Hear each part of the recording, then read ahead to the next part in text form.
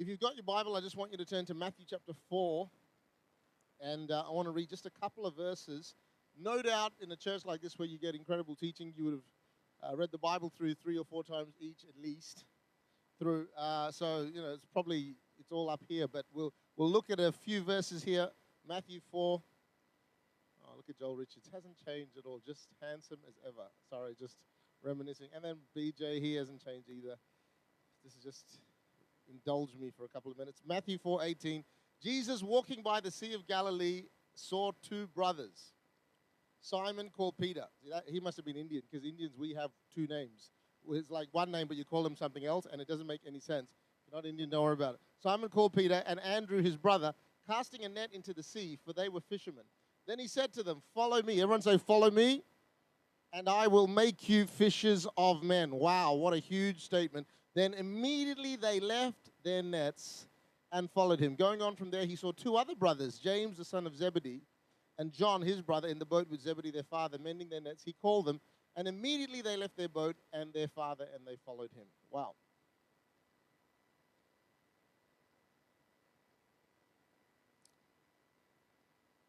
Follow me, and I will make you fishers of men. A complete stranger walks up to you while you're in a family business, makes a statement of such weight that it causes you to give up everything and walk in a direction that you didn't really know where you're heading, but you just sort of had one simple instruction: follow me. A lot of the language of the Bible is in the imagery of journey, if you like. It's about following. And Psalm 23, he leads me, the Lord is my shepherd. There's a great principle here that I just want us to land on before we start, and that's this. God has a wonderful plan for every single person in this room. That is not Bible speak. That is not just cliche. That is the truth. And just because you are not aware of it doesn't mean he doesn't have a plan. You might think the plan's on pause, the plan's on rewind, the plan's actually been aborted, but the plan still exists. Our journey is to find out where on that journey we're at, and Jesus wants every single person to discover that plan, and his way of discovery is quite unique. He says, here's how it's going to happen. Follow me and I'll make you. And so there's this image of taking lots of steps and just following a God. You're not sure where you're going to land, but most people are so drunk sometimes on destiny. They're drunk on the end. They're drunk on the destination. And we get so fixated with where we're going to end up, what we're going to be. But the command of Jesus is real simple. Don't worry about that. Just follow me. And in the following, there is the making. One day I want to be a disciple, but he says the making of a disciple comes in the following of Jesus. And that we understand. If you're a Christian here, you understand that. But really, the heart I want you to understand behind this is the supernatural evolution of your destiny is wrapped up in a series of small and consecutive steps that will lead to where God is guiding you. So really, this morning's message is so simple, but Jesus once told a parable, and he said, he who hears my words and puts it into practice is like a man who built his house on the rock. The storms come, you know it. If you went to Sunday school, you no doubt know the story about it. It sounded like a good parable about foundations, but it's not. It's actually application. He who hears my words and puts it into practice. See, real conviction starts in revelation, but is cemented in application. It's only when you put it into practice, because he who hears my words and doesn't put it into practice is like a man who built his house on the sand, the wind comes and it's all flat. So that explains why people come to church their whole life, and the sign of the first storm, everything collapses. Because it's not hearing that was the problem, it was the applying that was the problem. So in every message you hear from this pulpit, you have so much revelation that could actually launch you into so much of a future, but the reason some people never seem to go anywhere is not a lack of hearing, it's a lack of doing. He who hears my words and puts it into practice. So this morning, I want us to personalize this message. I want us to apply it. How does it apply to you? How do you put this message into practice? That's what's going to ensure you against the storms of life. He who hears my words and puts it into practice. This morning's message is simply entitled Next Step. The reason I've called it Next Step is because there is a next step for every single one of us when it comes to following God. It really isn't complicated. I'm here to take the mystery out of it. I'm here to take the sense of, God is a God of mystery, and God does things that blows our mind because his ways are higher. But really, Jesus gave a very simple instruction to this man. He said, follow me. That's all you have to do. He didn't say, work it out and I'll make you fishers of men. Some of us try to work it all out, how we're going to end up a fisher of men. He just said, follow me. So if this is what I'm doing, it's easy enough. I don't need to know where I'm going. I just need to know who I'm following. In your career, there's a next step. In your marriage, there's a next step. In your walk with God, there's a next step. And while it's true, there are defining moments that shape our lives. I love defining moments. In between those defining moments are a whole series of ordinary next steps that ensure you keep progressing under the grace of God, because some people who just wait for defining moments live stagnant between seasons because they are frustrated about where God hasn't launched them into the next destination. The instruction was simple: follow me and I'll make you. Somewhere along the line, Peter and John and Andrew were like, man, we're fishers of men. How did that happen? The making was in the following. It wasn't come to one conference, I'll wave my hand over you, and bam, you're a fisher of man. Just follow me. It's a natural, ordinary thing. Think of Zacchaeus. Anyone know Zacchaeus?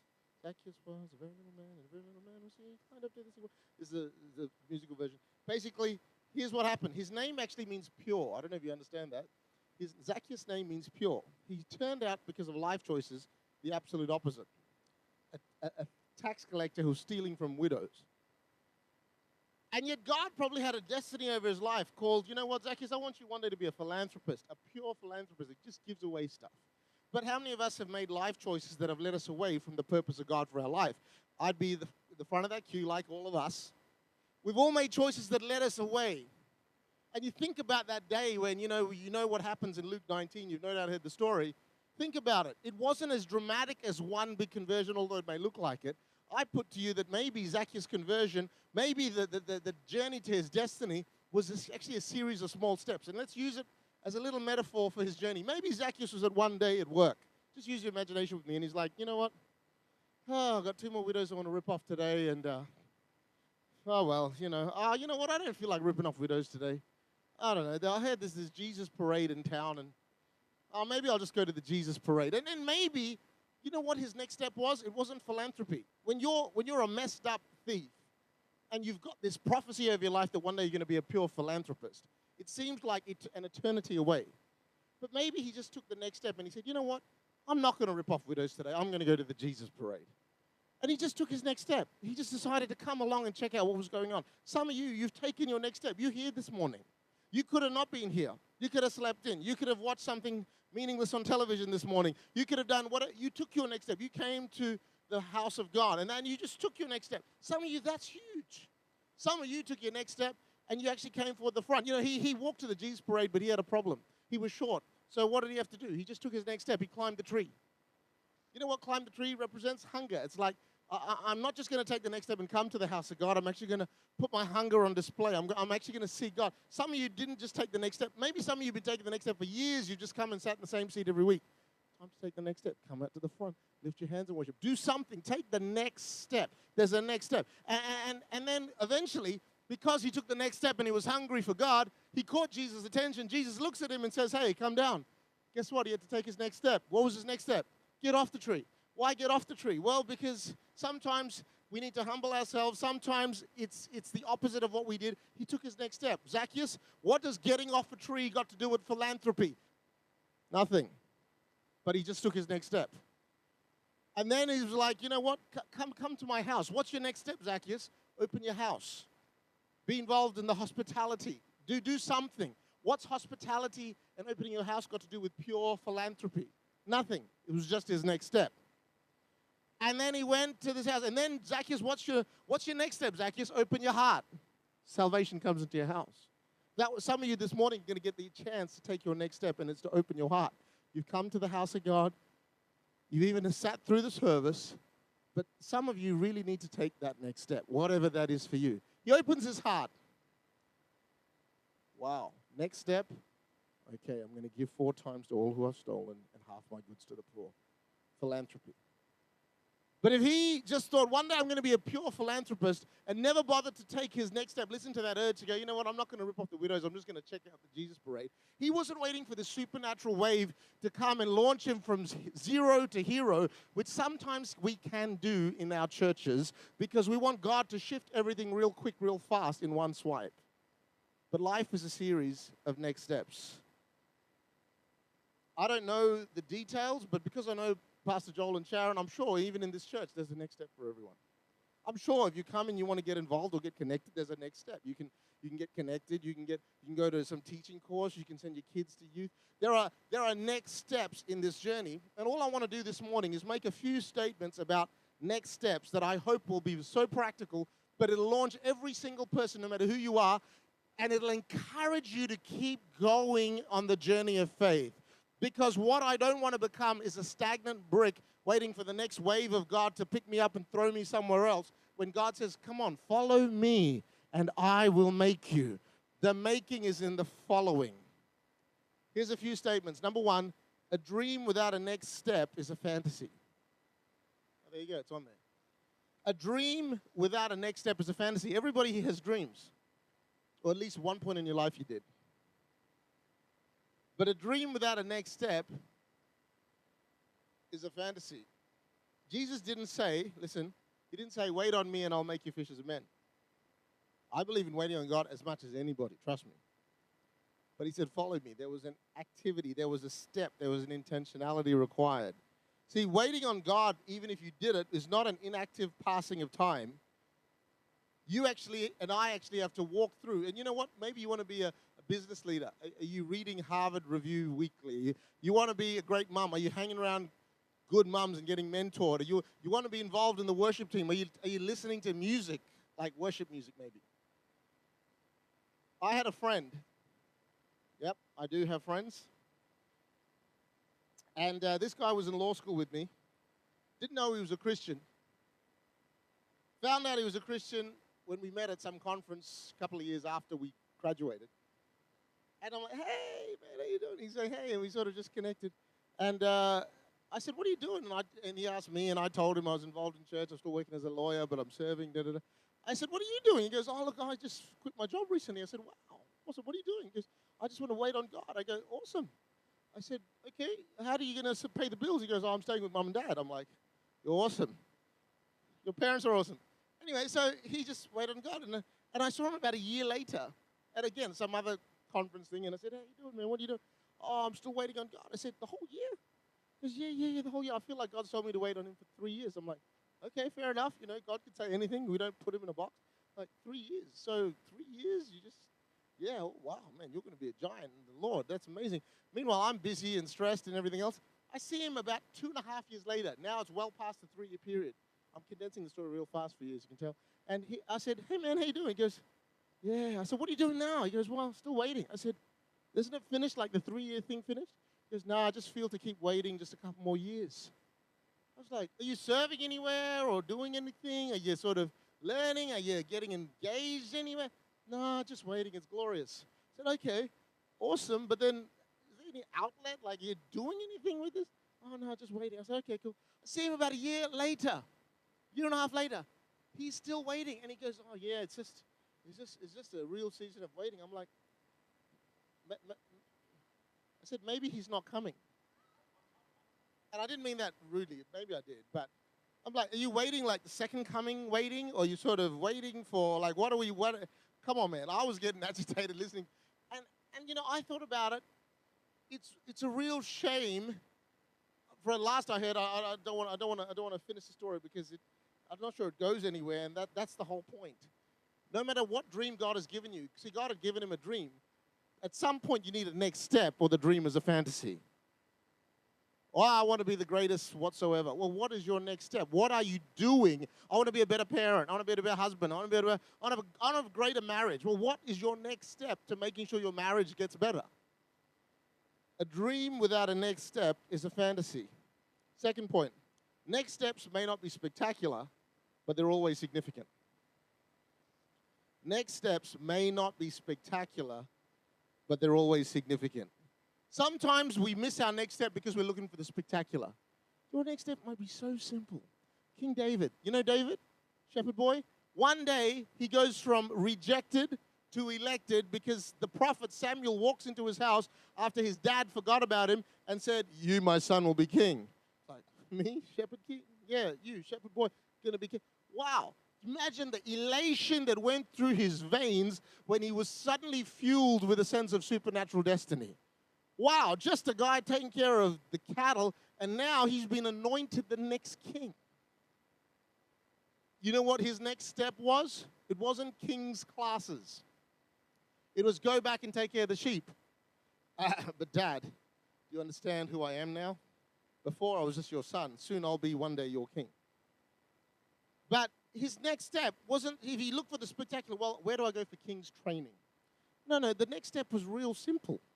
Go back and look after the sheep. You know what his next step after that was? Take cheese and biscuits to your brothers. Father, do you know who I am? I am the next king. I don't do hospitality. Hospitality are for people who don't have a ministry gift. Now, that's rubbish. I'm just saying what some of you are thinking, but it's probably the people in the next service, not you guys. No, David, just take your next step. See, some of us are waiting for the next step to be spectacular. I can tell you, next steps might be real simple. But even though they're simple, they're real significant. You know what his next step after the cheese and biscuits was? Kill a giant. If he didn't take his next step, if he had an attitude about, oh, my next step, hospitality, no, I'm the king. I'm going to wait on the Lord. You know, I guarantee you he would have missed his next step, which was to give him national profile and take down the giant. Don't look for the next step to always be out of this world. It might be real simple. It might be real simple. For the best part of 15 years, I was the keyboardist in a church. And that was my next step for a long time.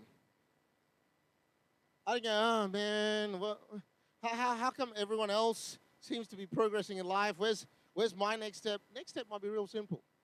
But I want to tell you there's something significant about just doing what God has called you to do and doing it faithfully. Because God values faithfulness far differently to the way we value it. Let's keep going. Next step, number 3, may be about testing rather than blessing. Your next step might not be about blessing. See, sometimes when we think of next step, we think of staircase. We think of staircase like this. It's like, here I am, Lord, in my destiny. My next step should take me closer to where I'm going. In God's economy, that rarely is the case. Oh, well, Lord, now that I've been faithful with this, God, promote me to the next step. See, when we think next step, the mistake is to think staircase. Don't think staircase when you think next step. Next step is just following God. God may take you in a complete different direction to where you think that your next step should be because you're measuring where you came from and where you believe you should be going, and you're measuring steps like that. Joseph, he had a series of next steps, and if he was thinking staircase, the staircase was going downwards, not upwards. Joseph, great man of God, you're going to sun, moon, bow down, everyone's going to, wow, worship you, wow, huge, woo. Next step, see how you handle slavery. See how you handle Potiphar's wife. Fortunately, he didn't handle Potiphar's wife. See how you handle injustice and being mistreated. Handled it well. See how you handle going to the prison. That doesn't sound like next steps the way we look at secular promotion. You know why his next steps were right? Because sometimes the next step is about testing, not blessing. God is looking in your next step. How's your attitude in this season? And you'd be shocked how he measures that. If Joseph was thinking staircase, his staircase was going downwards. But what he didn't realize is at the bottom of the prison was an elevator shaft taking him straight to the top, because the next step was now govern the nation. 17 years. Some of your dreams have been put on hold for that long. God's going, I'm just seeing how you're handling stuff. Your next step is to handle this. It's not just about the blessing. See, don't seek a position, seek to be positioned. Obedience will divinely position you. Do you know, growing up in church, Joel and I went to the same church, Perth CLC, and the good thing about that church, there was a lot of prophets that came through, a lot of prophetic ministry, and I love prophetic ministry, but because of my immature understanding, I assumed unless you had a prophecy, you didn't have a destiny. But what would happen is we'd have all these guest ministries that come in, and they'd prophesy over everyone. They'd prophesy over Joel, they'd prophesy over Ken, they'd prophesy over everybody. They'd look at me and then just skip me and go to the next guy. It was like clockwork. And it was like, so, you know, you wear brighter shirts and you do all the stuff that you do to get their attention. Nothing seemed to happen. They prophesied over Joel Richards. They prophesied over BJ. They prophesied over my brother Ian, over Rachel. They prophesied over the whole church. It's like sometimes like, hello? For about 6 years, nobody else noticed because they weren't counting because they were all busy getting their prophecies. I had none. For 6 years, I know, yeah, now's the time to go, oh. Yeah, so I was, now, because again, in my immaturity, I thought next steps was all about You know, because in church, let's be honest, there is a bit of a ladder, right? You start as being the assistant supper coordinator, and then you become the supper coordinator, and then you become the regional supper coordinator, then you become in the youth committee, because when you're in the youth committee, then you're in ministry. And then after the youth committee, then you're the assistant youth pastor, then you're the youth pastor, and then you get to MC. And when you get to MC in church, whoo, you made it. And then when you're MC in church, then you're in charge of teams, and then you're the associate, then you're the executive, then you're the assistant executive, then you're the supernatural assistant executive, then you're the senior pastor, then you're the apostle, and then you're God. And then after God, it's like, not sure where it goes, but you don't be surprised. Even Lucifer, he thought his next step was God. Anyway, my journey is the opposite. No prophecy. So I'm thinking I'm missing out on this ladder, this little escalator that should be taking me to my destiny. He sends me to be a lawyer, who most people don't think are even Christians. God's ways of doing things do not line up to man's ways of doing things. Your next step may not be spectacular, but it will be significant. Your next step may be about the testing in your life rather than the blessing in your life, but keep going strong, because God measures things totally different to man, and he will make you, and the making is in the following. It's just, you know what, I'm going to stick with it. You know what it does for me? It took the chasing out of my life. God was saying to me, son, see if you can handle a bit of anonymity. See if you can handle if I look over everybody else and miss you. See if you can handle that this is not really about prophetic words over your life and who you think you're going to be compared to everyone else. See if you can handle sitting in the back row and just serving faithfully and be the keyboard. See if you can handle it. You know what? He was maybe looking at me saying, come on, son, take your next step. Everyone else's next step was get on staff, do this, do that. My next step was have a good attitude. So was Joseph's. Don't compare your journey to anyone else's. Just take your next step. You know, our church in KL, which was planted 8 years ago, I look at it, man, how many of our next steps were about handling testing rather than blessing? You look on it on the surface, it's incredible what God has done. And this year we started in Phnom Penh, Cambodia. It's amazing. There's over 600-700 people already connected with our Kingdom City Phnom Penh Church, which is just mind-blowing when you think of it. But I can promise you that next steps on any level weren't just this escalation of promotion upon promotion upon high upon high upon high. It is never like that. Is everyone doing okay, by the way? Okay, let's go to the fourth one. You are never too old for your next step. This is for somebody. In fact, this is for a few people. Oh, you like this one. You are never too old for your next step. And everyone over 30 said?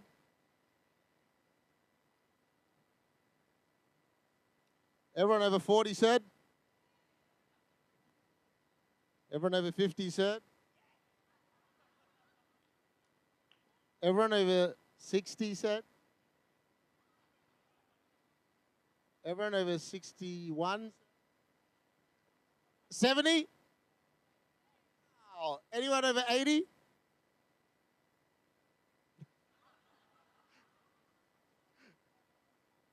That is awesome. You are never too old for your next step. See, the lie is to believe, and this is really for every person. You got to realize this isn't a young person's deal. Do you know God called Smith Wigglesworth at the age of 45? And yet other revivalists died before 45. He's not really a respecter of age. He'll call anybody whenever you're available and whenever you're willing to say, God, I'm here, I'm alive, use me. You are never too old for your next step. There's a guy in our church who does all our media. His name's John. And his dad is 79, lives in Albany, like way out there. And he would come up occasionally. I'm like, man, you're almost 80, and isn't that a long drive? He goes, yeah, but, you know, I support my children, love this church. Used to, every time after Sunday with tears in his eyes, man, I'm impacted, blessed. And he said to me a couple of years ago, you know, soon I'm going to come and move. I go, you're almost 80. Why would you move? I mean, the next move is like, you know, it's like, who would move cities at 80? And he goes, I'm going to move. I said, but isn't it time to just enjoy Albany, like what's beautiful and all that?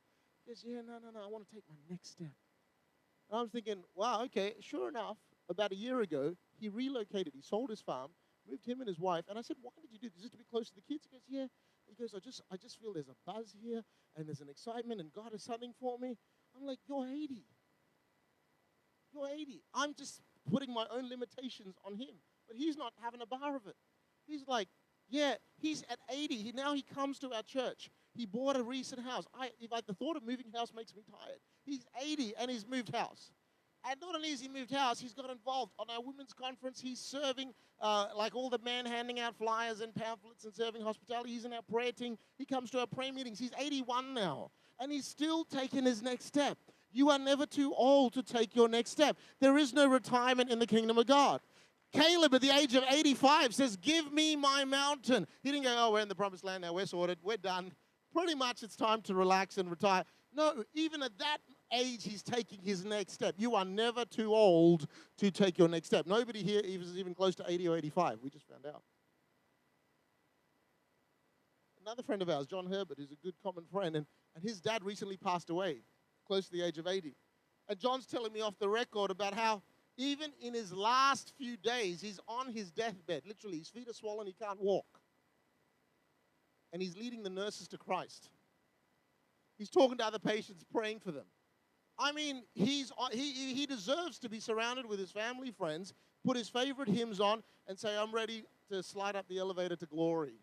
But he's not doing that. Even on his last legs, literally, he's taking his next step.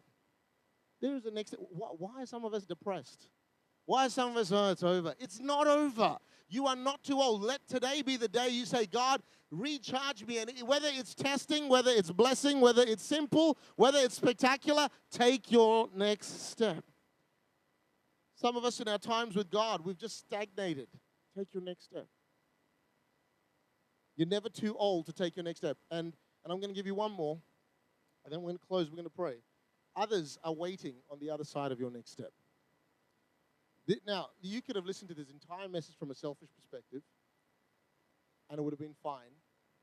But this would be some planning seminar that's really motivating you to take some action in your life, and that would be fine, but it really wouldn't be the heart of what this is about. The reason you need to take your next step is other people are waiting on it. There are other people affected when you don't take your next step.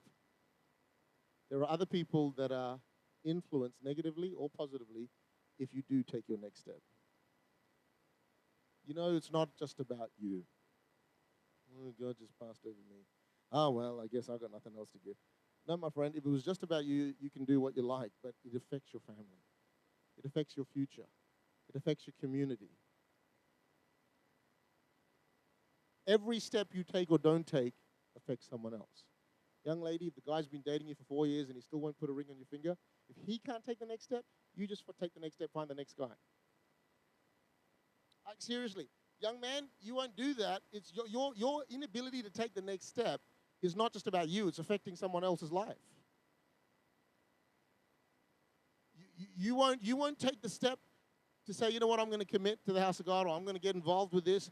It affects your family.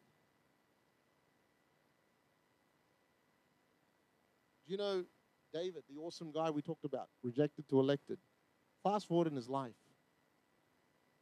And there's a story in the Bible that, again, everyone knows about, but a phrase that triggers it that nobody really focuses on, and I'm going to paraphrase for you right now, is this. It says that in the time kings go to war, David stayed at home. What does that mean? David, even as the king, had a next step. His next step was to go to war. He didn't take his next step. His next step didn't stop when he was doing cheese and biscuits. He's the king. He can do what he likes now. But his next step was to go to war. He didn't go to war. What was the consequence? He ended up on the wrong roof at the wrong time, looking at the wrong woman in the wrong state, and a lot of wrong things happened after that. And as a result, their family was affected. His life was affected. The nation was affected. That was the consequence of a king not taking his next step. See, don't tell me your next step's just about you. Your next step's about your children. You know, once you become a parent, which I've recently become, well, the last 5 years, changes everything. It just changes everything. Everything I do. Me and Jemima, when we have our vociferous discussions where she normally chooses to be wrong, that's my wife, now it's no longer about me and her. Our kids are picking it up. And so we've got to be careful. So we've got to realize our next step in how we handle life now does affect everyone else around us. As the leader of the church now and what we're doing, if I don't take my next step, thousands are now affected. I'm more conscious of that now than ever before. I'm like, oh, well, I can just coast through life. I can do whatever I have to do. You know what? Even Kingdom City, for where we're at, we had to take our next step. And now today, Cambodia is being touched and impacted because we took our next step. We didn't go, oh, well, it doesn't really matter. In the time kings go to war, go to war. In the time it's time to pray, go to pray. In the time it's time to serve, go and serve. Whatever it is, simple or spectacular. Maybe like you, Job, you're like a Job in your season right now. Your next step is just to not curse God. Your next step is just to hold on, because your next step isn't about progress, it's about not having regress. And you're saying, God, I just want to hold on and I don't want to quit. Good on you. Hold on, because your next step is to not let the tide sink you. Maybe you're like Noah and your next step is just to do the same thing for 120 years. That's not a next step. Yeah, it is. Next step, if you don't take the next step, you'd quit because everyone's mocking what you're doing. No, Noah, keep doing it. Keep doing it. See, Noah, I've got a destiny for you. It's called Save the Planet. Job, I've got a destiny for you. It's called double portion. But everyone wants the double portion prophecy, and they want the Save the Planet prophecy, but no one wants to take the next step and say, I'm going to hold on when everyone's telling me to curse God. I'm going to keep doing this thing, the same thing, over and over and over. That's my next step, over and over again. See, follow me, and I will make you fishers of men. We don't get the privilege of working out how this journey looks. We get the obligation, the duty, and the privilege of following. And following is just a series of next steps. What's the next step that you need to take today? What's the next step that God is speaking to your heart about today? What is that next step that you feel, you know what, it's not a point, but really here, this is for somebody. Your next step is waiting for you. I can't write that letter for you to heal that relationship. It's waiting for you. Your next step is waiting for